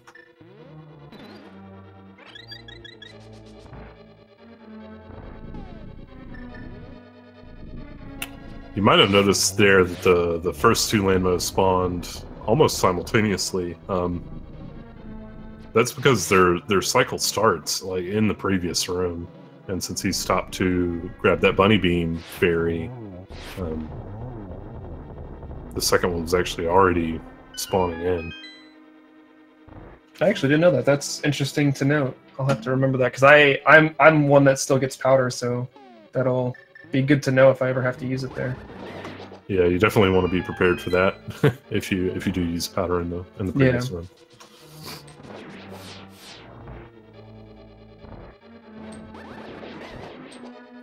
Unfortunately, I laid the block a little bit high, which meant that that one of the beams hit the spike, and instead of traveling all the way to the wizard. Oh no, I'm getting knocked off here. It's pretty unfortunate. Oh. Normally this room goes smoothly. Getting knocked again, off wow, both of our runners having problems with this room.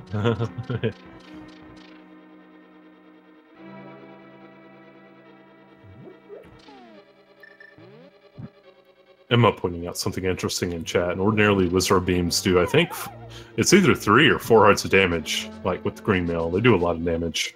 But Mashy was able to absorb 1 for just 1 heart of damage with that red mail on. So it's very helpful.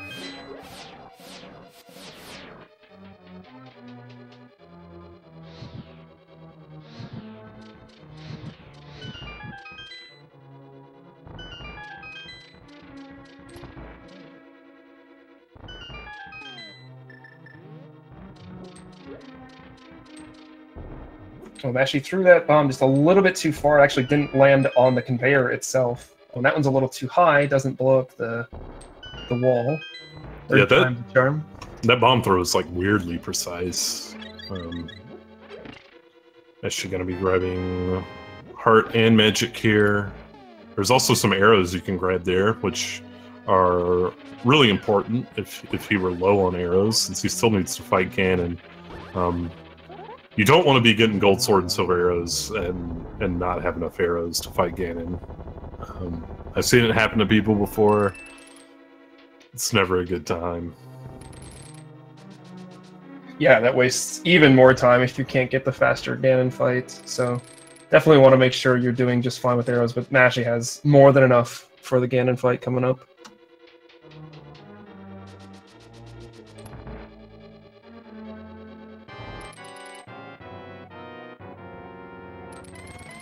Mashy giving Agatu a taste of his hook shot before the fight starts.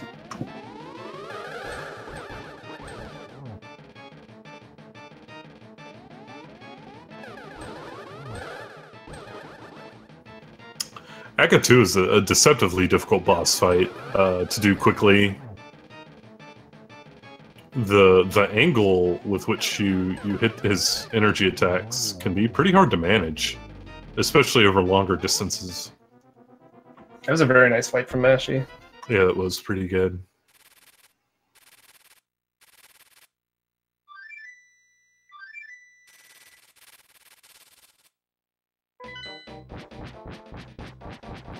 And now he'll be fighting Ganon. The 1-in-1 I was talking about earlier is quite a bit easier with Gold Sword. You just need to hit Ganon 6 times for each phase. Yeah, we should see a much faster and easier fight here from Mashy. Gold Sword and Silver Arrows makes Ganon not nearly as difficult of a fight as he is with Tempered. And you see, he's just waiting here for the second phase to start, and it starts, and now he just needs 6 more slashes. Yeah, very easy 1-on-1. And with that red mail, he can really afford to tank the fire bat hits pretty freely. Oh no, but does take the death, but I think he still got his original bottle fairy, so coming through in the clutch, so he'll be just fine here. Also, yeah, with the 148 PP he said he had, he's definitely on pace. Like this should be he can crush this. Yeah, it should be a 146. I shouldn't jinx him or anything.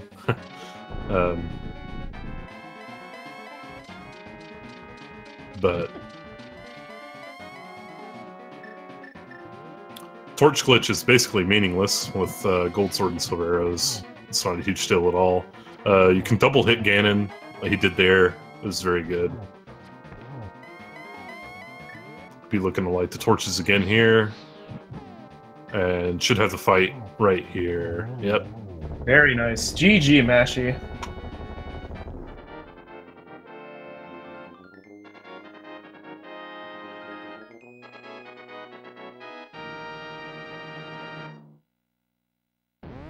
Speed Racing TV has him at a 1:46.58. Time on the splits 1:46.52, so about a minute and a half PB from Mashy, so nicely done. Yeah, that's very good. Add that to the race PBs. We've had a lot of them in this tourney. It's always really fun to see. Unfortunately, didn't get the win, but you know, you'll take a PB any day. Yeah, for sure. In this kind of scenario, I think getting a PB is definitely worth the effort.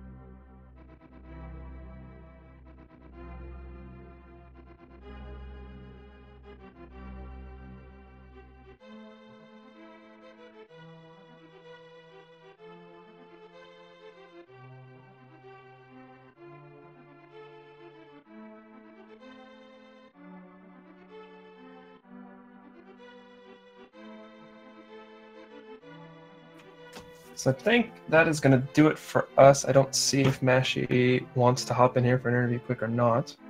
But we do have something on the schedule. Looks like at the top of the hour here, so in about 5 to 10 minutes, we've got a Zelda 1 any% no up A race. And then over on Speed Gaming 2, also at the top of the hour, we've got an Ori and the Blind Forest tournament race. There's also some races going on currently. There's a link to the past No Major Glitches race on Speed Gaming 5, a Kirby race over on Speed Gaming 3, and a Shantae race still going on over at Speed Gaming 4. So another full docket of races, as is the usual around here on all of our Speed Gaming networks.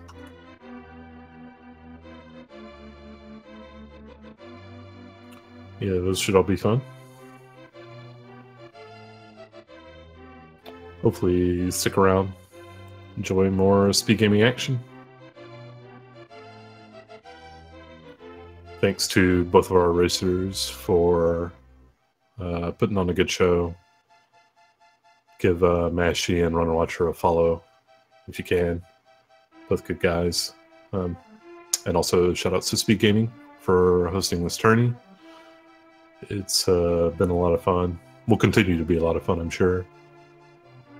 Yeah, we've still got plenty of group stage matches, and then obviously that huge bracket that we'll be working through after the groups. So there's still tons of action left in this tournament.